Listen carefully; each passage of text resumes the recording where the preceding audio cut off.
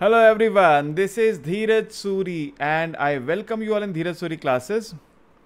So now from today we are starting a new subject. एक नया chapter नहीं, एक नया सब्जेक्ट स्टार्ट कर रहे हैं और सब्जेक्ट का नाम है इंडस्ट्रियल इकोनॉमिक्स। देखिए, इंडस्ट्रियल इकोनॉमिक्स आप समझ सकते हैं कि माइक्रो इकोनॉमिक्स का एक कंपोनेंट समझ सकते हैं पहले तो उसको, मगर उसको पढ़ने से पहले हम इंडस्ट्री की बात करते हैं। इंडस्ट्री का मतलब क्या होता है? आपको अगर बॉलीवुड की फिल्में देखने का शौक़ है तो 70s 80s की फिल्मों में अक्सर एक इंडस्ट्रियलिस्ट हुआ करते थे। और इंडस्ट्रियलिस्ट का मतलब था एक ऐसा व्यक्ति, एक ऐसा आदमी जिसकी बहुत बड़ी कोई मैन्युफैक्चरिंग फैक्ट्री है, कोई मिल है जहाँ हज़ारों वर्कर्स काम करते हैं। इंडस्ट्री को मोटे तौर पे पहले यही माना जाता है। इंडस्ट्री मतलब ऐसा कोई ऑर्गेनाइजेशन जो बहुत बड़ी मैन्युफैक्चरिंग यूनिट, जिसके पास बहुत बड़ी प्रोडक्शन कैपेसिटी है। लेकिन इंडस्ट्री का इससे अलग एक और मतलब भी है, और वो है कोई लार्ज स्केल बिजनेस, कोई भी लार्ज स्केल बिजनेस। जैसे आप कहते हैं travel industry, tourism industry, hotel industry, coaching industry, कहते हैं ना, मैंने तो सुना है भाई कहते हुए लोगों को। तो इंडस्ट्री मतलब क्या है? हमारा यहाँ पे इंडस्ट्री से मतलब यह है लार्ज स्केल बिजनेस। कोई भी ऐसा बिजनेस जो लार्ज स्केल पे होता है वो इंडस्ट्री।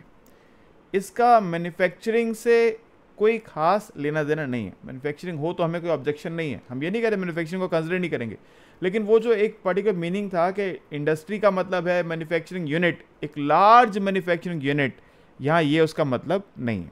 हम उसको यहाँ पे स्टडी नहीं कर रहे। नोट्स आपके सामने है, आपको अलग से लिखने की ज़रूरत नहीं पड़ेगी। मैंने कहा एक तो मैन्युफैक्चरिंग इंडस्ट्री का मतलब होता है क्या, जहाँ मैन्युफैक्चरिंग है, और दूसरा क्या है, broad business activity, large scale business activity. जैसे मैंने बता चुका एग्जांपल, ट्रैवल, टूरिज्म, होटल, ठीक है, बहुत तरह की इंडस्ट्रीज़ के नाम आपने सुने। तो इंडस्ट्रियल इकोनॉमिक्स जो है बेसिकली ये it is concern with the workings of markets and industries, in particular the way firms compete with each other. यानी यहाँ पे हम स्टडी करते हैं मार्केट्स कैसे काम करती हैं, फर्म्स आपस में कैसे कम्पीट करती हैं। मेनली हमारा जो फोकस रहता है वो इम्परफेक्ट कंपटीशन पे रहता है, ओलिगोपोली पे ज़्यादा हम फोकस करेंगे यहाँ पे। इसमें क्या है, फर्म्स के पास कुछ मोनोपोली पावर है, ठीक है, और कुछ उनको कंपटीशन भी फेस करना है। भाई होटल इंडस्ट्री है, आप होटल इंडस्ट्री की जब बात करते हैं तो बहुत सारे, आप मान लीजिए यहाँ से कहीं घूमने जा रहे हैं, आप मान लीजिए शिमला घूमने जा रहे हैं, शिमला में बहुत सारे होटल्स हैं, तो आपको चूज़ करना होता है इस होटल में क्या फैसिलिटीज़ हैं, इसकी लोकेशन कैसी है, उस होटल में क्या फैसिलिटीज़ हैं, उसकी लोकेशन कैसी है, और बहुत सारी चीज़ें आप लोग कंपेयर करते हैं। तो हर होटल के पास अपना कुछ यूनिक कैरेक्टरिस्टिक है, वो उसकी मोनोपोली पावर है। लेकिन कुछ फीचर्स ऐसे हैं जो कॉम्पिटिटिव हैं, तो उनको वहाँ पे कंपटीशन फेस करना पड़ता है। तो यहाँ पे हम स्टडी करते हैं ऐसी मार्केट को, ऐसी फॉर्म मार्केट को जहाँ पे फर्म्स आपस में कम्पीट करती हैं, और इंडस्ट्री का कैसा स्वरूप रहता है, कैसा उसका ऑर्गेनाइजेशन रहता है, इसलिए इसको इंडस्ट्रियल ऑर्गेनाइजेशन भी कहते हैं। कुछ बुक्स में इसको इंडस्ट्रियल ऑर्गेनाइजेशन भी कहते हैं सब्जेक्ट को, ठीक है। अच्छा, तो यहाँ पे हम पढ़ते हैं क्या फार्म्स और इंडस्ट्रीज़ का स्ट्रक्चर कैसा है, वो बिहेव कैसे करती हैं, यानी प्राइस कैसे तय करती हैं, एडवर्टाइज कैसे करती हैं, मर्जर्स वगैरह क्या उनमें होते हैं, और उनकी परफॉर्मेंस कैसी होती है। इसको हम लोग बोलते हैं क्या, SCP, structure conduct performance. Market का स्ट्रक्चर, फर्म्स का कंडक्ट और मार्केट का परफॉर्मेंस, ठीक है, इंडस्ट्री परफॉर्मेंस को कह सकते हैं। SCP एनालिसिस बोलते हैं इसको, SCP पैराडाइम बोलते हैं इसको। तो तीन चीज़ें हम यहाँ पे अक्सर स्टडी कर रहे होते हैं, structure of the market, conduct of the firms and performance of the industry. अब ये जो है, जैसे मैंने कहा, माइक्रो इकोनॉमिक्स का आप इसको एक ब्रांच मान सकते हैं। माइक्रो में देखो, आप परफेक्ट कंपटीशन भी स्टडी करते हैं, आप मोनोपोली भी स्टडी करते हैं, तो आप उनके इमीडिएट इफेक्ट को स्टडी करते हैं कि अगर कोई फर्म एक पॉलिसी लगाती है उसका इमीडिएट इफेक्ट क्या होगा, इमीडिएटली प्राइस क्या होगा, इमीडिएटली क्वांटिटी क्या होगी। जैसे आपने अब तक पढ़ा है माइक्रो में ना, एक मोनोपोली फर्म है, उसका आप डिमांड कब बनाते हैं, कॉस्ट कब बनाते हैं, MRMC इक्वेट करते हैं। जहाँ पे MRMC आता है वहाँ पे आप कहते हैं यहाँ इस फर्म की क्वांटिटी है, ये इस फर्म का प्राइस है। इंडस्ट्रियल इकोनॉमिक्स में हम पॉलिसी मेकिंग स्ट्रैटेजी की बात भी करते हैं। इसके अलावा लॉन्ग टर्म इफेक्ट्स क्या होंगे, हम लॉन्ग टर्म में किस इक्विलिब्रियम पे जाके खड़े होंगे, क्या सिचुएशन होगी लॉन्ग टर्म में अगर हम ये स्ट्रैटेजी लगाते हैं। फर्म हमारी अगर ये स्ट्रैटेजी लगाती है तो क्या इक्विलिब्रियम मिलेगा, वो स्ट्रैटेजी लगाती है तो क्या इक्विलिब्रियम मिलेगा। तो लॉन्ग टर्म रिजल्ट्स क्या होंगे, इस पर ज़्यादा फोकस करते हैं। ठीक है। और मेनली यहाँ पे हमारा जो फोकस रहता है वो इम्परफेक्ट कंपटीशन पे रहता है, टू बी प्रिसाइज अगर मैं बोलूँ तो ऑलिगोपॉली पे रहता है, ठीक है। इंडस्ट्रियल इकोनॉमिक्स जिसमें कहा था उसको इंडस्ट्रियल ऑर्गेनाइजेशन भी कहते हैं कुछ जगहों पे। Industrial organisation is not an independent subject, कुछ लोग मानते हैं ये सब्जेक्ट नहीं है, it is simply a branch within micro economics. लेकिन हम ऐसा मानते हैं कि ये सेपरेट फील्ड है, इसीलिए इसको अलग से स्टडी कर रहे हैं ना। क्यों? क्योंकि ये फोकस करती है किसके ऊपर? फर्म्स की स्ट्रैटेजीज के ऊपर, मार्केट कंपटीशन के ऊपर, कैसे फर्म्स प्राइसिंग करेंगी, कैसे एडवर्टाइजिंग करेंगी, प्रोडक्ट्स की पोजीशनिंग कैसे होगी, रिसर्च एंड डेवलपमेंट कैसे होगी, इन सब पे जो है ये हम डिसाइड करते हैं, ठीक है। अब माइक्रो इकोनॉमिक्स जो है उसमें दो चीज़ें मेनली स्टडी करते हैं, परफेक्ट कंपटीशन, मोनोपोली। इम्परफेक्ट भी स्टडी करते हैं, मगर वहाँ पे हमारा जो माइक्रो में फोकस रहता है वो क्या रहता है? इम्प्रॉम्प्टो। अभी के टाइम पर अगर ये मार्केट में सिचुएशन है तो क्या प्राइस है, क्या क्वांटिटी है। इंडस्ट्रियल ऑर्गेनाइजेशन में हम लोग, इंडस्ट्रियल इकोनॉमिक्स में हम लोग स्टडी करते हैं कि अगर हम लॉन्ग टर्म में ये स्ट्रैटेजी फॉलो करते हैं तो हमारे को क्या रिजल्ट मिलेगा, ठीक है। हम इमीडिएट रिजल्ट को भी स्टडी करेंगे यहाँ पे, इसको डिनाई नहीं कर रहे, लेकिन हमारा फोकस इस बात पे ज़्यादा रहने वाला है कि अगर ये स्ट्रैटेजी फॉलो करेंगे तो क्या रिजल्ट आएगा, या वो स्ट्रैटेजी करेंगे तो क्या रिजल्ट आएगा, ठीक है। अच्छा, यानी माइक्रो जो है पेरेंट फील्ड है और इंडस्ट्रियल इकोनॉमिक्स एक स्पेशलाइज ब्रांच है जो फार्म्स, इंडस्ट्रीज वगैरह पे जूम करके उनके फोकस करके लॉन्ग टर्म में क्या इफेक्ट्स होंगे स्टडी करती है, ठीक है। उनके स्ट्रैटेजीज क्या होंगे और उसके इफेक्ट्स क्या होंगे स्टडी करती है। पता है ना, SCP, मार्केट का स्ट्रक्चर कैसा होगा, फर्म्स का कंडक्ट कैसा होगा और परफॉर्मेंस कैसी होगी इंडस्ट्री की, SCP पे फोकस रहता है। ये बात SCP को याद रखिएगा, SCP, इसको भूलिएगा नहीं, ठीक है, याद रखना पड़ेगा आपको। अब एक रियल लाइफ एग्जाम्पल है हमारे पास, देखिए रियल लाइफ एग्जाम्पल जो है, एक फर्म है ग्लैक्सो, बाद में उसने वेलकम के साथ मर्जर करके ग्लैक्सो वेलकम बन गई। ग्लैक्सो का एक प्रोडक्ट है जेंटेक के नाम से। जेंटेक एक दवाई है जो कि अल्सर्स या हार्ट बर्न इन सबको इसके ट्रीटमेंट में काम आती है और वर्ल्ड में बहुत डोमिनेटिंग ड्रग है, यानी इसका जो वर्ल्ड में इसकी अर्निंग्स है 1.6 बिलियन डॉलर्स की सेल्स होती है इसकी एक साल में, ठीक है। और ये कोई सस्ती दवाई भी नहीं है, बहुत महंगी है। अब अगर ये महंगी दवाई है तो आप सोचते हैं फिर इसका कंपटीशन क्यों नहीं आता, इसका कंपटीशन क्यों नहीं आता? आता है। पहले तो इनिशियली क्या था, ग्लैक्सो ने पेटेंट्स लिए हुए थे, उन पेटेंट्स के कारण एंट्री बैरियर से कोई फर्म मार्केट में इसका राइवल प्रोडक्ट बनाने को परमिशन उसके पास नहीं थी, नहीं बना सकती थी। ग्लैक्सो के पास स्ट्रांग मार्केट पावर थी, ठीक है, क्योंकि ग्लैक्सो के पास बहुत सारे पेटेंट्स हैं। लेकिन जब ये पेटेंट्स धीरे धीरे एक्सपायर होते हैं तो बहुत सारी फर्म्स जो हैं वो गवर्नमेंट के पास जाती हैं अप्लाई करने के लिए कि भाई हमको भी अब इस ड्रग को बनाने की परमिशन मिलनी चाहिए। तो इस पेटेंट्स की एक्सपायरी के बाद एक फर्म आती है नोवोफार्म। नोवोफार्म जो है वो जेनरिक वर्जन्स बनाती है। अब जेनरिक वर्जन क्या होता है? इंडिया में बहुत चलती हैं जेनरिक दवाइयाँ आजकल। देखिए, आपने जेनरिक का नाम आप वैसे ज़रूर जानते होंगे। जेनरिक मतलब जिस सॉल्ट सोल्यूशन से वो ड्रग बनी है उसी नाम से बिकेगी, कंपनी के ब्रांड नेम से नहीं बिकेगी। जेंटेक में क्या, जेंटेक एक ब्रांड हो गया, ग्लैक्सो एक ब्रांड हो गया, तो उस ग्लैक्सो ब्रांड की गुडविल के ऊपर, जेंटेक की गुडविल के ऊपर वो ड्रग बिक रही है।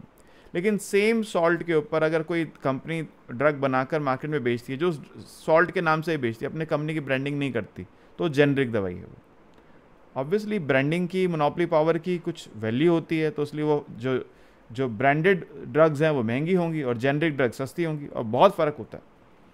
देखो फ़र्क क्या है, जो 30 टैबलेट का बॉक्स है जेंटेक का वो $86 का है, और 250 टैबलेट का, देखो इससे कितना, मोर देन 8 टाइम्स टैबलेट्स का जो बॉक्स है जेनरिक ड्रग का वो सिर्फ $95 का है। 30 टैबलेट्स मिल रही है जेंटेक की $86 में, और 250 टैबलेट्स मिल रही हैं जेनरिक ड्रग की $95 में। लगभग 7 टाइम्स मोर प्राइसिंग है जेंटेक की, फिर भी जेंटेक ज़्यादा बिकती है।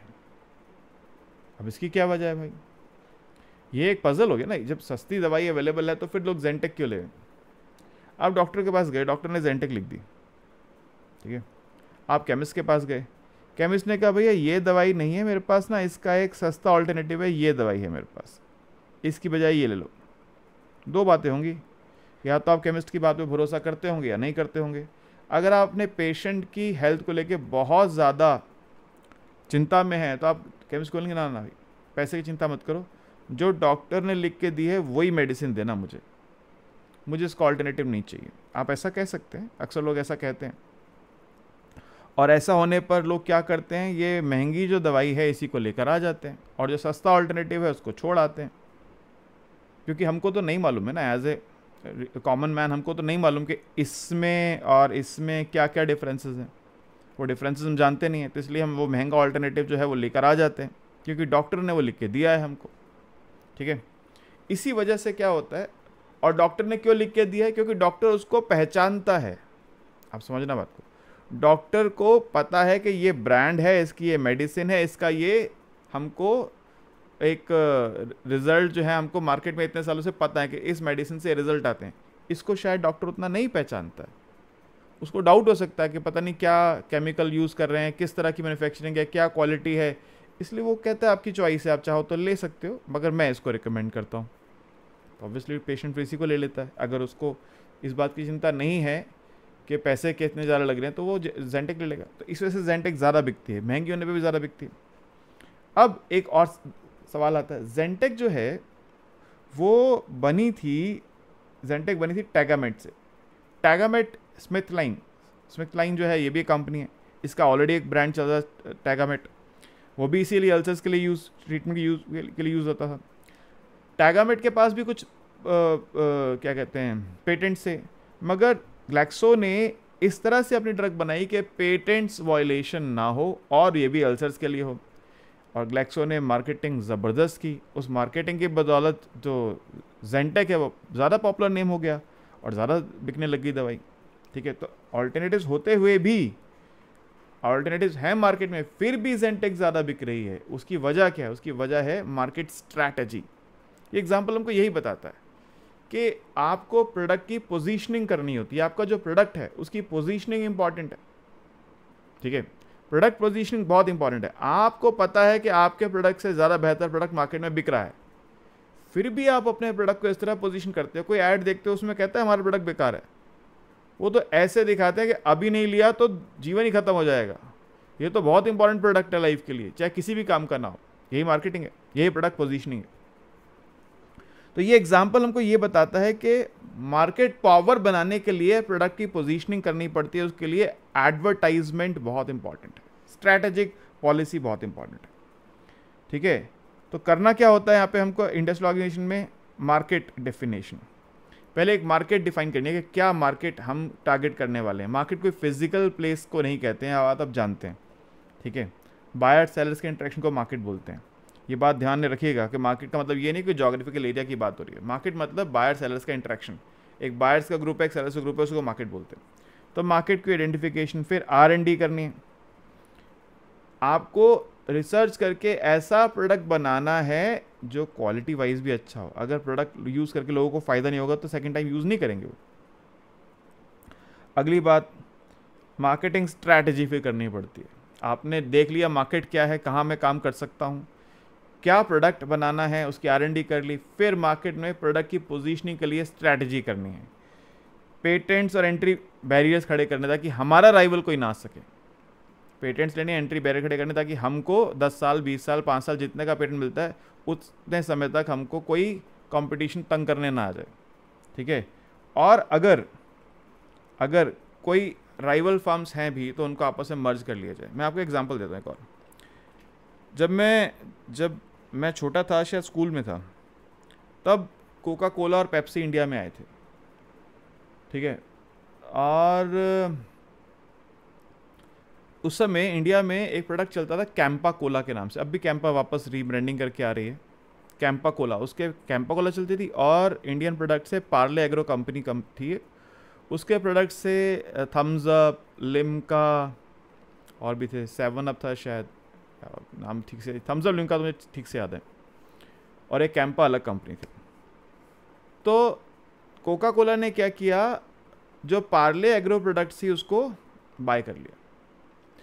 क्या 10 साल तक लड़ते रहेंगे, कंपटीशन करते रहेंगे? कोका कोला इधर बेच रही है, एडवर्टाइज़ कर रही है, पार्ले उधर बेच कर एडवर्टाइज़ कर रही है, एक पेप्सी तो आई गई है मार्केट में कॉम्पीट करने के लिए।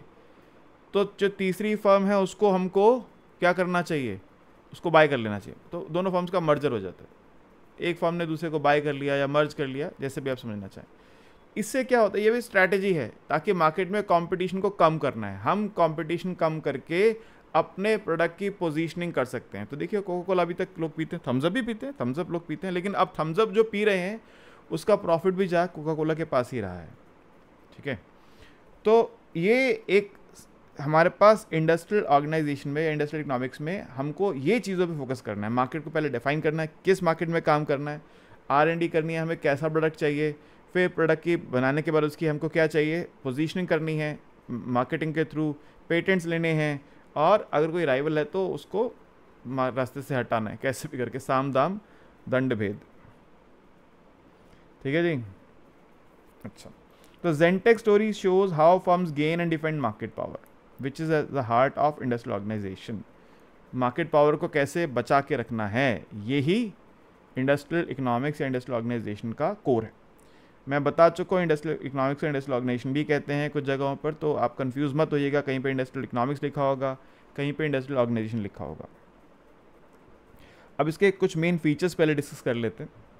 पहला फीचर है micro economic focus. Focus micro economic है, मैक्रो इकोनॉमिक नहीं है।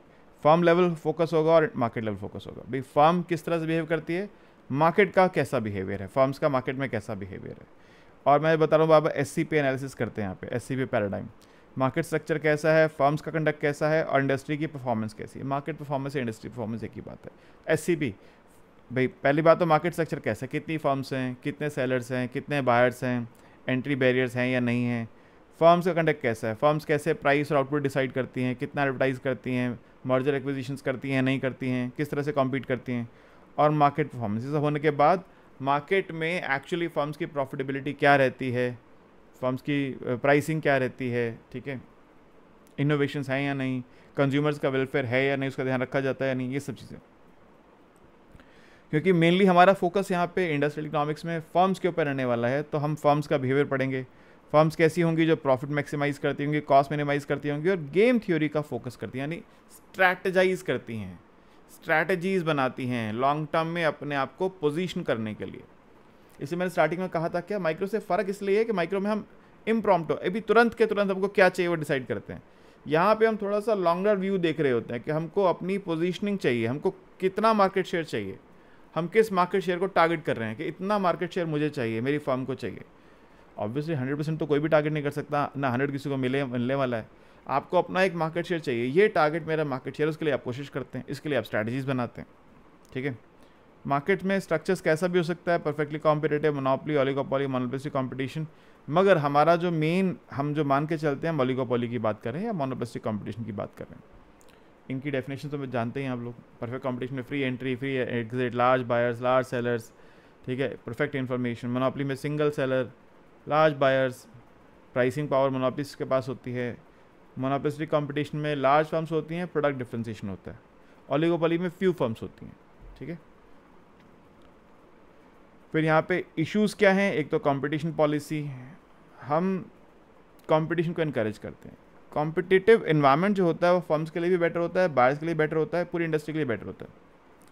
देखिए जब कंपटीशन आता है तो फर्म्स इवॉल्व करती हैं, वो नए रास्ते ढूंढती हैं, नया प्रोडक्ट बनाती हैं, कॉस्ट इफेक्टिवनेस ढूंढती हैं, ठीक है, उससे उनको भी फ़ायदा होता है और बायर्स को फ़ायदा होता है, इंडस्ट्री एज ए होल को फ़ायदा होता है। गवर्नमेंट की रेगुलेशन की बात करते हैं यहाँ पे, भाई मार्केट फेलियर्स ना हो तो गवर्नमेंट की रेगुलेशन चाहिए, पब्लिक एंटरप्राइज चाहिए। कुछ इंडस्ट्रीज ऐसी होती हैं जो प्राइवेट ओनरशिप में काम नहीं कर सकती हैं, जैसे सर्विस इंडस्ट्री ऐसी हैं जहाँ पे प्रॉफिटेबिलिटी बहुत कम होती है, ठीक है, तो उनमें गवर्नमेंट ओनरशिप की ज़रूरत है। जैसे रोड इंफ्रास्ट्रक्चर है, क्योंकि देखो इंडस्ट्रीज़ वहीं रोड बनाएंगी जहाँ पे ज़्यादा ट्रैफिक होगा, जहाँ ट्रैफिक नहीं चलता होगा रोड बनाएंगी नहीं वहाँ पे, वो तो उनको रेवेन्यू कैसे मिलेगा फिर। लेकिन ये गवर्नमेंट का काम है जगह जगह रोड बनाना, इंफ्रास्ट्रक्चर डेवलप करना, तो पब्लिक ओनरशिप भी चाहिए और प्राइवेट भी चाहिए। प्राइवेट कब चाहिए, ऐसी जगह जहाँ पे पब्लिक ओनरशिप से लेथार्जी आ जाती है। प्राइवेट ओनरशिप जो है उसको क्या करती है, एफिशिएंसी को इम्प्रूव करती है। कोई ऐसी जगह जहाँ पर रेवेन्यूज़ मॉडल हैं, रेवेन्यूज़ ज़्यादा अच्छे होते हैं, तो वहाँ पर एफिशिएंसी लाने के लिए प्राइवेटाइजेशन की इंपॉर्टेंस होती है। तो यानी इंडस्ट्रियल इकोनॉमिक्स जो है इसका एक डायनामिक एस्पेक्ट है। It considers innovation, technological change and long term competition. इसको बोलते हैं शुम्पीटर्स क्रिएटिव डिस्ट्रक्शन। ये शुम्पीटर्स क्रिएटिव डिस्ट्रक्शन क्या होता है, ये एक अलग टॉपिक है, एक आइडिया दे देता हूँ आपको। देखिए पहले के ज़माने में आपने गाना सुना है वो वाला कौन सा, वो मोरे पिया गए रंगून किया है वहाँ से टेलीफोन, वो सुना गाना आपने? नहीं सुना, सुनिएगा यूट्यूब पे। उसे फ़ोन देखिए कैसा है, गाना मुझे नहीं आता ठीक है, फ़ोन देखिए, पर्पज़ आपको याद दिलाने का था। वो फ़ोन, एक उसके पास माइक है, एक हेडफोन, ऐसे एक हाथ से माइक पकड़ा है, एक हाथ से हेडफोन पकड़ा है, ठीक है, और एक डायलर भी अलग से होगा। तीन चीज़ें मिलके एक फ़ोन बन रहा है।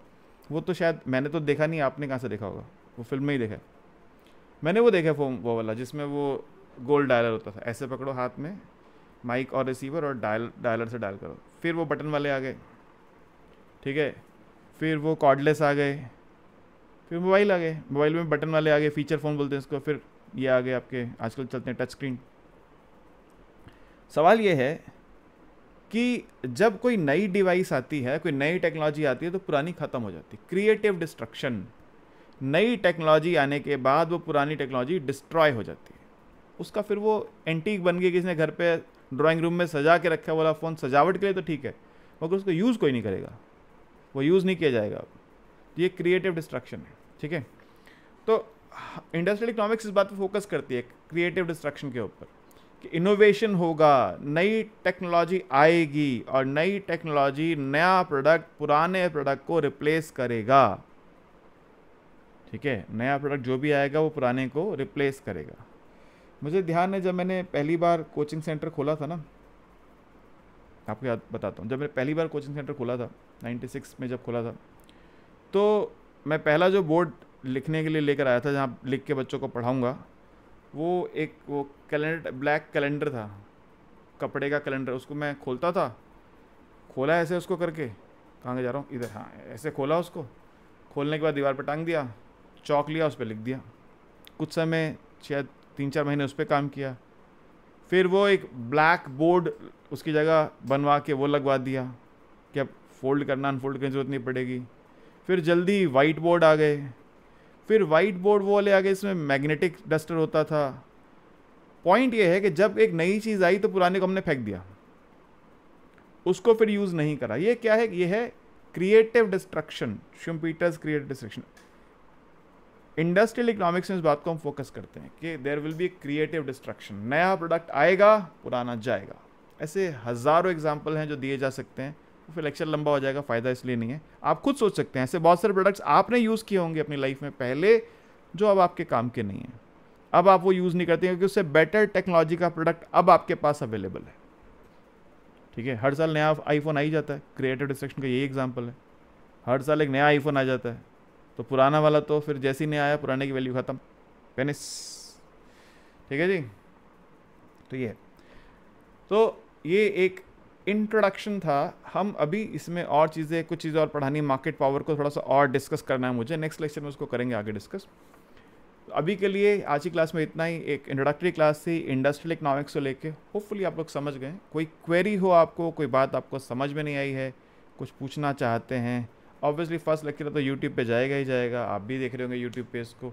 तो आप अगर यूट्यूब पे देख रहे हैं तो मेरा फ़ोन नंबर है ऊपर, आप व्हाट्सअप करके अपनी बात डिस्कस कर सकते हैं, और अगर आप सब्सक्राइब स्टूडेंट्स हैं तो डाउट क्लास में आके डिस्कस कर ही सकते हैं, ठीक है जी। आज के लिए इतना ही, फिर नेक्स्ट क्लास में आगे चलेंगे, right? Okay, thank you, goodbye, take care.